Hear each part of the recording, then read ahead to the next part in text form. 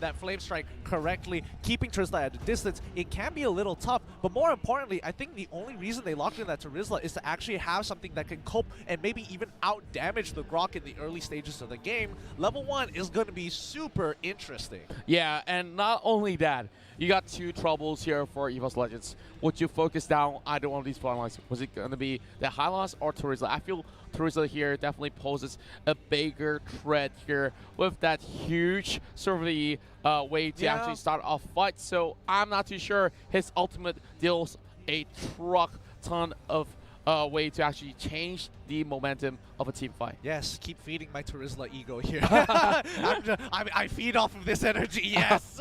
But yeah, Terizla is, a particularly interesting pick because number one, he has one of the best wave clears in the game. He easily just kind of cuts through it. He has Body of the Smith, which gives him, damage reduction, and you kind of need true damage to kind of deal with it overall.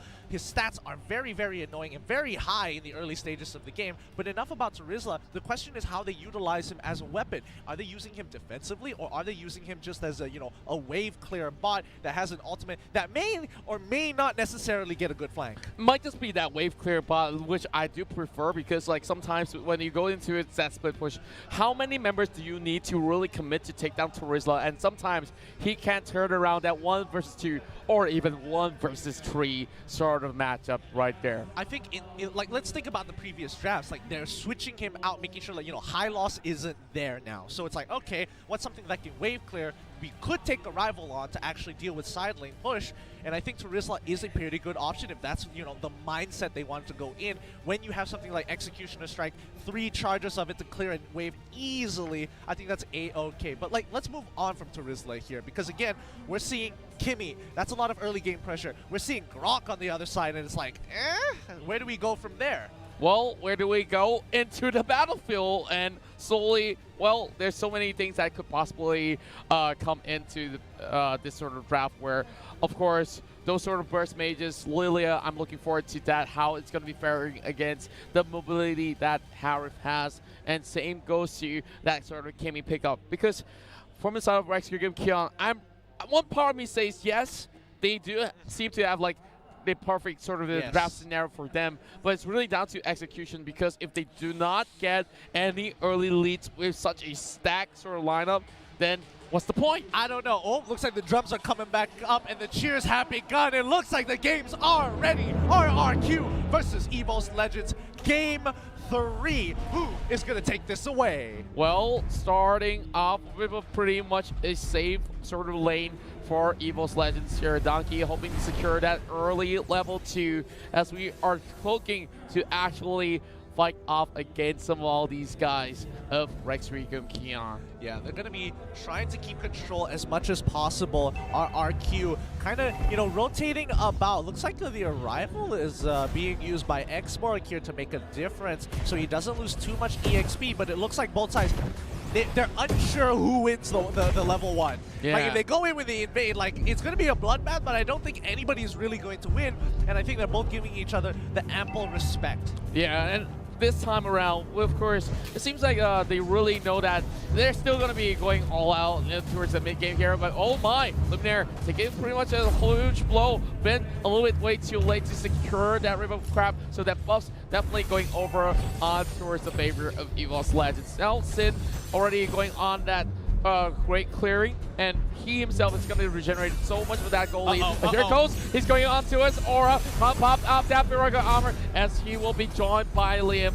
Not really going to be able to actually secure all too much, but here goes Dark Knight Fall from the back as well. Here comes Liam as well as Sin, trying to back away as Swan. It will be the next one. Will be turning it with the sort of the Dark Void coming in as well. Now chasing over on Liam. They might be able to stop this one on the track. First blood for Evos Legends. Wow, that could have gone, but oh wait, no, it's not over. Donkey might be in trouble. Ooh, happening on the bot side. Looks like a Kai. It's a 1-for-1 trade. It was looking pretty good, and I honestly think that was a risky 50-50 for both sides. Oh no, Aura, he's in trouble. The Simon Force is already blocked. Sid wants to pick him up. Oh no, the last hit. He goes for the outplay and nails it. Aura could have fallen off with another auto attack coming from the Harith, but the Flames have burned him down right under the edge of the turret. And now Rex Kion only getting one off And look at Luminaire is getting stuck here. And here comes Dark Knight Falls to actually buy him a little bit more space. Luminaire's blast onto Luminaire, but there's not too much to do. Luminaire does not have his ult up as he's only level 4. Not too sure what he's doing there entirely. Like, it's a split decision, I guess. But it looks like Turtle is kind of under trouble. Both sides actually want to go for this. The backline won. He's locked in by the penalty zone. Sin, he's in trouble. He's trying to get to the backline to help his rest of his team. Liam and Lemon are doing such a great job. The Terizla is just chunking on through. Now Donkey isn't going out of there alive. RRQ got themselves a little bit of a comeback scenario, but oh my, the spike hit them hard with Chitsuru here. Well, of course, knowing that the rank is low, just trying to turn things with the flicker, but look at that burst coming in, and the Luminaire as well as Aura trying to gang things up on Chitsuru, blasting out Blast Insanity to secure the kill, and Liam is already out of position. Where can you run? There is no stable here safe for you. Great play coming in from Rek. Like, Rek just bought time. He could have gotten out of there. He could have dashed away, but he saw the rest of his team that they were communicating with. It's like, we're coming. I have the arrival. We can get both of them here, and if we do, your death will be worth it. He knows what he had to do, and he made the ultimate sacrifice. Well, I'm not too sure if there's going to be more sacrifices to be made towards the entirety of this sort of matchup here. Vin as well as Aura going on an even terrain, but Vin here opts to actually back away, not too much Lolita can do, and over the top side here, Luminaire trying to actually stand up. That sort of is knocked, and of course, already using the penalty zone, and Lemon trying to actually run away. Get pushed back as Evos secures the 6 kills for himself. Oh, but Aura on the opposite side gets struck down as well. Both teams aren't letting go of this lead. Wow, Aura, of course, getting flanked out. And now, even inside the jungle is nowhere safe, but Luminaire will be turned around. Sin arrived to the scene as he will be able to finally take down that pack. Now, it's time for Evos Legends to play from behind, because in the previous 2 games, they were the ones who dictated the pace. 3K to 4K goal leads. Now, it is completely turned 360. RRQ now having the 4K goal lead ahead of Evos Legends. Can they do the same thing RRQ did in Game 1?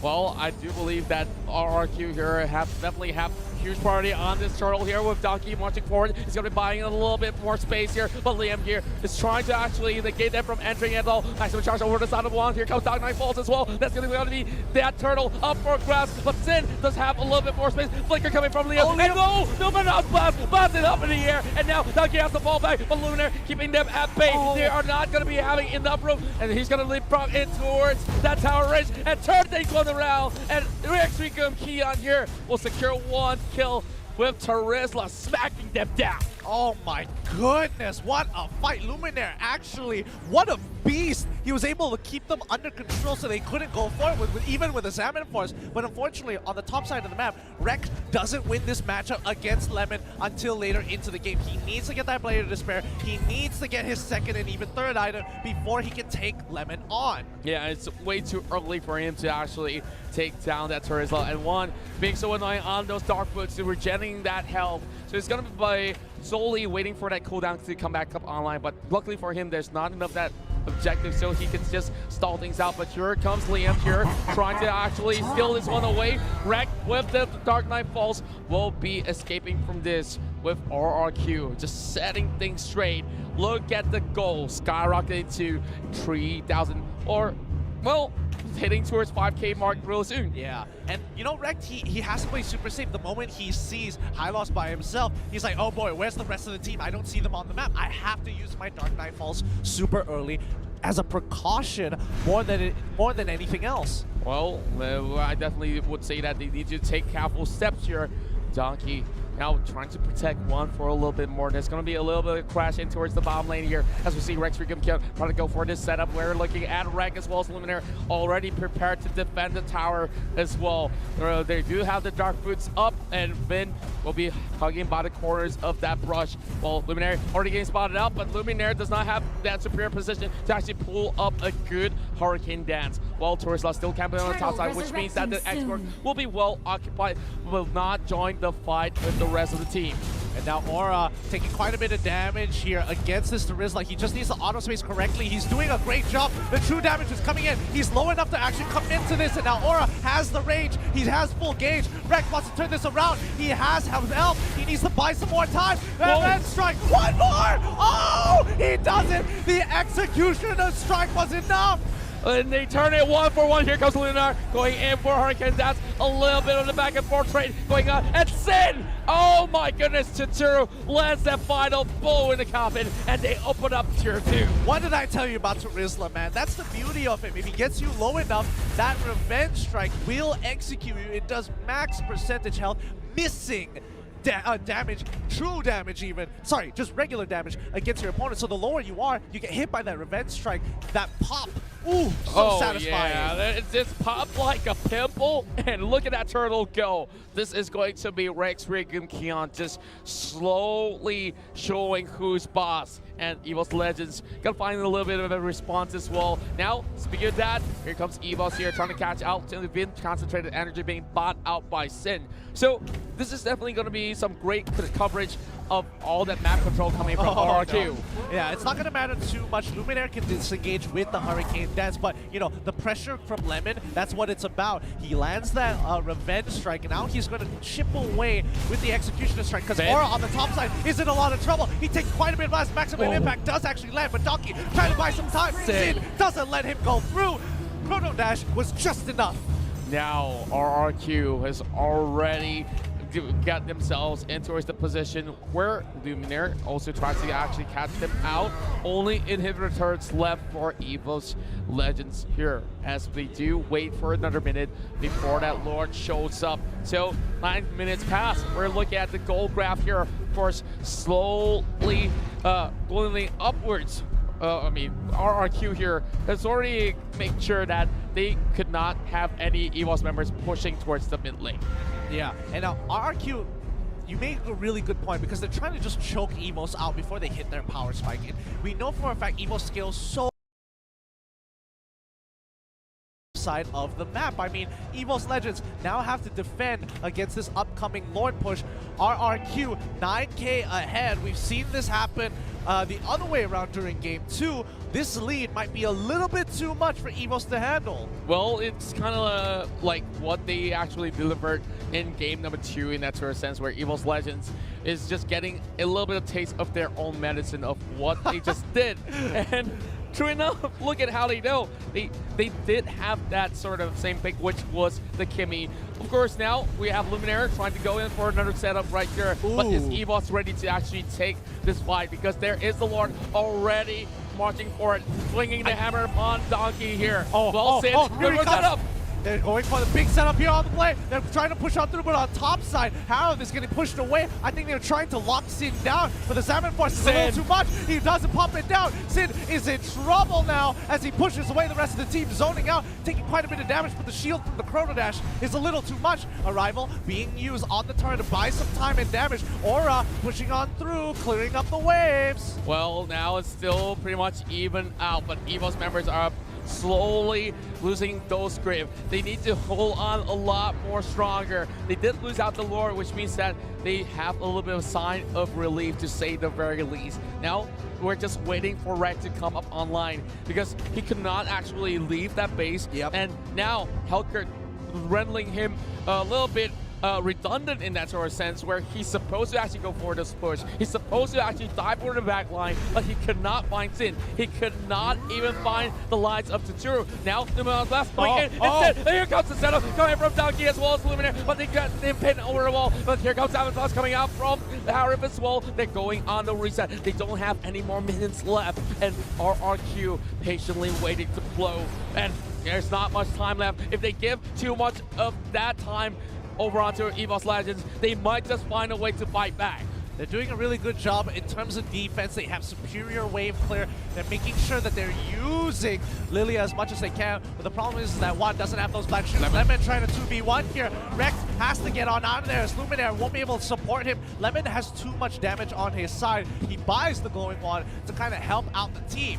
Well, speaking of glowing wands here, they might just put it into the in fact, no, it's back over onto the corners of Luminaire, and here comes Donkey with the wall charge. Could not stop this turn from falling, but here it comes in, trying to actually re-engage with Aura, ready back, and that will be a huge shutdown coming in with the Lilia burning them, and here comes the rest of Evos fighting back. Lemon getting caught by the corners of the wall as he is forced to flick away. Outside here, Immortality being popped up, so Liam is in danger, and Evos Esports trying to go in for their comeback kill, and now chase down over the side of it. Hurricane Dash being popped out as well. There it goes. Lolita will be blocked, but they will dash away. The timings of their death couldn't be worse. Now Liam won't be able to make it to the Lord in time if Evos decides to go for a big fight, but luckily at least Sin will be there to kind of hover around the Lord side to buy enough time for Liam to join the fight. The only issue is that Evos Legends is hitting that 40k mark, and once they hit 41k, their carries will be getting their final items.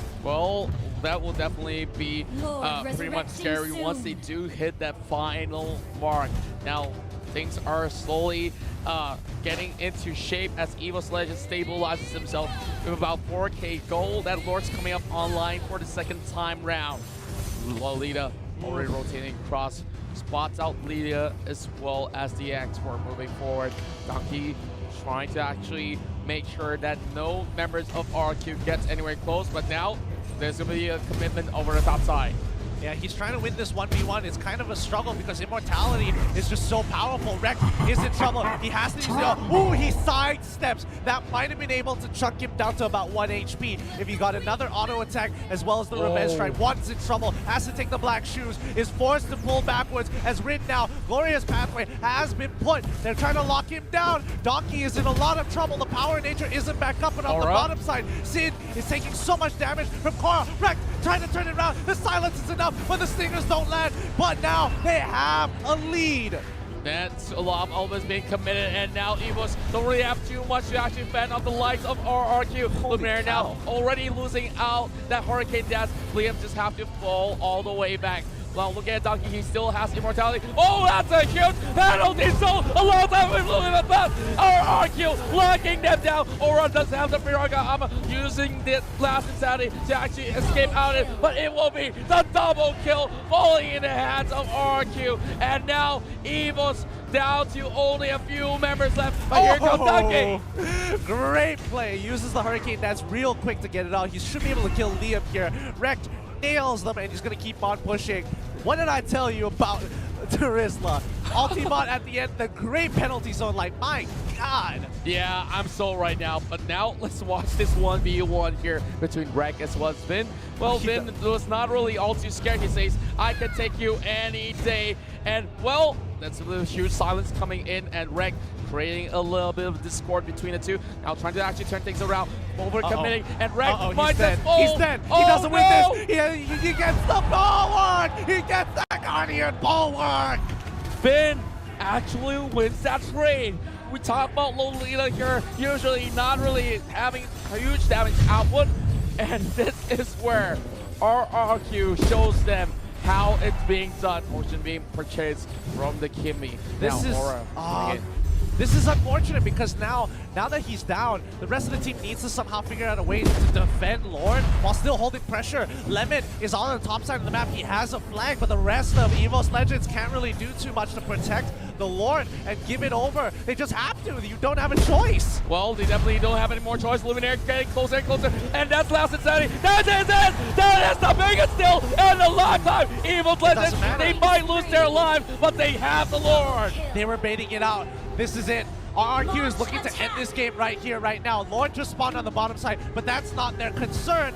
They should just keep on pushing towards mid and looking to end the game. Lilia is back up. This is a little unfortunate. Sid was holding on to his abilities to turn this around. They're going to kill Lord real quick and look to end this game off of the mid wave. There's way too much time on the death of Marks as we still need 20 more seconds being fought. And here goes RQ trying to close things out, but Rek trying to stall things as they don't really have the mid waves. But with so many of these forces, they will still wait it out. And now as they crush down the bomb lane, this will be RRQ in the lead, 2-1.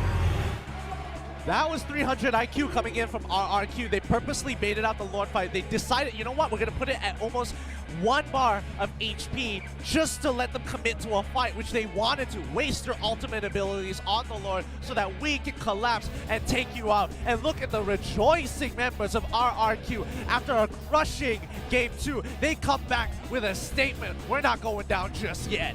Well, they are trying to go for goal, and well, they have proved the statement to be correct. Like how they mentioned about how they set up that Lord, where they don't care. They can lose out the Lord. They give that one away to Evos Legends. They know that they are in it to just take down all the Turvy members of Evos Legends, and if they do successfully get at least 2, then they could just easily go in for those sides. They already set up those other ways perfectly. So having that Lord just only buys about a couple more seconds in that sense. Yeah, and I think, I don't know, because it's a rock and a hard place. You give up Lord, they don't lose anything. They give you Lord, and you commit enough ultimates to it, and we clear you out, which they did. They netted themselves 3 kills. Lilia isn't enough to stop 2 pushing waves. The conditions were right, and RRQ just forced them into a corner and played them like a fiddle. Yeah. Evos Legends, they need to kind of come back from this and recuperate. I think what really played them like the fiddle is your favorite topic right here, the Terizla, because this guy debated every single members of Evos to actually going for a trade, up to the point that, hey, you saw that sort of a 1v1's going on, turning into 1v2, and yet again still walking away with those kills. 18 minutes as well as 25 seconds coming in. So, of course, this best of 7 will still see a long hurdle from both sides. But let's talk about this game even further here. Tetsuro here with the most goal being achieved. I do think that he might just be the man of the match. Yeah, definitely. He's been landing some great shots, and Lilia was kind of struggling to kind of, because you have to kind of juggle how your resources well. You only have 5 charges of those Shadow Balls just so that Gloom can eat them up and make those big explosions. But the moment you're out, you have to consider, okay, do I wait for the cooldowns for them to come back up and continue the wave clear, or do I be aggressive, use the Black Shoes early, get the refresh, get the 5 stacks back, and rinse and repeat? And I think he always had to make that decision, and RRQ always baited him out to use the Black Shoes super early. Well, RRQ has definitely had that stroke of genius where they know how to actually set up those sort of traps for Evos to just walk right in. The Tigers